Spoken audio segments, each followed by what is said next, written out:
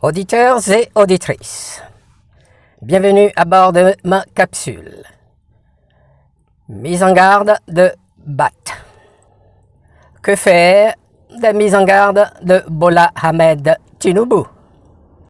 Suite à ses déclarations tonitruantes dès son entrée en fonction au Nigeria, CDEAO, puis à Nairobi, au Kenya, à la semestrielle réunion de coordination de l'Union africaine, ne seraient surpris que ceux qui s'attendaient à un feu de guerre, qu'il est loin, très loin d'être. N'est-il qu'un géant au pied d'argile? S'agissant de coup d'État militaire, sa position étant bien claire, voyons au plan intérieur. A-t-il tort de lancer de mise en garde à ces centaines de généraux dont la propension à déstabiliser les régimes civils au Nigeria est bien connue de tous? Avions-nous oublié la succession de ces galonnets étoilés au sommet de cet État fédéral sur une longue période de 1966 jusqu'aux années 90? Non, évidemment. Rien que pour cela, je le trouve très prévenant et prévoyant. Les bons coups d'État militaires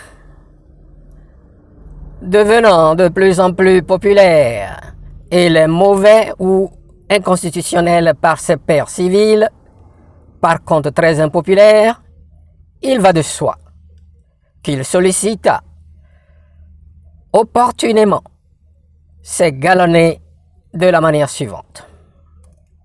Citation. Mes gars, oh, mes gars, je compte sur vous pour finir mon terme de 4 ans renouvelable qu'une fois. Fin de citation. Au plan géopolitique, au niveau de la CEDEAO et panafricain, Chief Bat, c'est-à-dire chauve-souris en anglais, est bien et bien en porte-à-faux ou en déphasage par rapport à la dynamique politique en cours, ou à la tendance affirmée irréversible de la jeunesse et des masses africaines.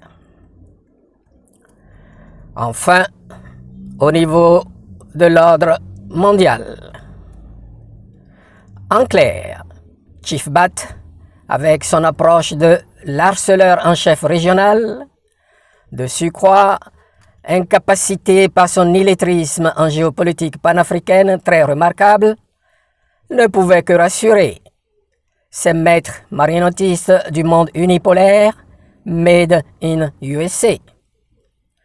Eux, tous, c'est-à-dire du Canada à la Nouvelle-Zélande via l'OTAN, je répète, tous, suspendus ou accrochés à l'idéologie de, entre griffes, démocratie versus autocratie et de droits de l'homme, à géométrie variable, bien inscrit dans la charte de l'impérialisme conçue et appliquée exclusivement par eux contre le reste du monde.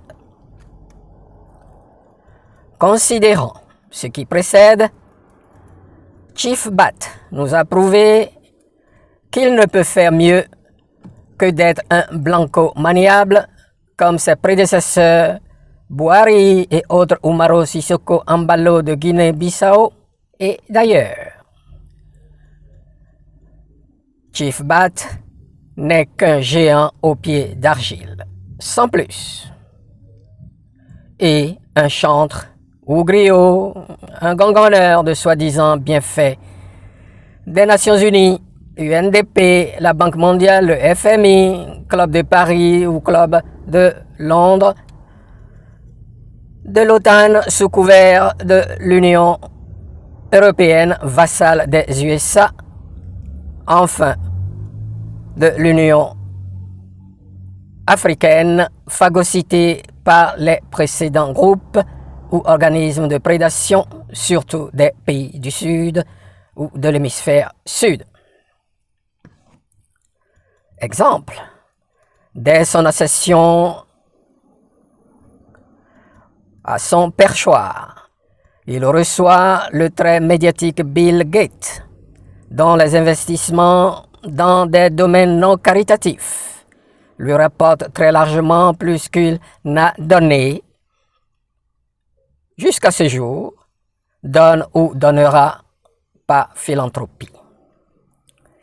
Rappelons-nous des vaccins COVID-19 ou des OGM, GMO, etc. Se voulant rassurant, quote, Nigeria is back, end of quote, a-t-il martelé. Je m'en réjouis, mais le contenu de ses propos contre les militaires, s'agissant des coups, et se taisant sur ceux par ses pairs civils, nous a révélé que Chief Bat allait à contre-courant de notre histoire en 2023, l'année d'inflexion ou encore le pivot vers l'irrésistible prometteur de l'ordre multipolaire, les BRICS. Alors, que faire?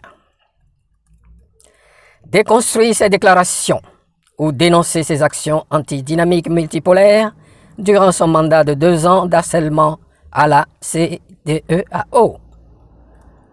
Accélérer le changement de rapport de force en intensifiant le travail entrepris d'éveil de conscience et de mobilisation de forces vives. Joindre l'acte à la parole, soutenir l'émergence et consolidation de l'ordre multipolaire, garder l'espoir. Auditeurs et auditrices, qu'en dites-vous? Merci de votre attention. Abonnez-vous, commentez, partagez, appuyez sur le pouce.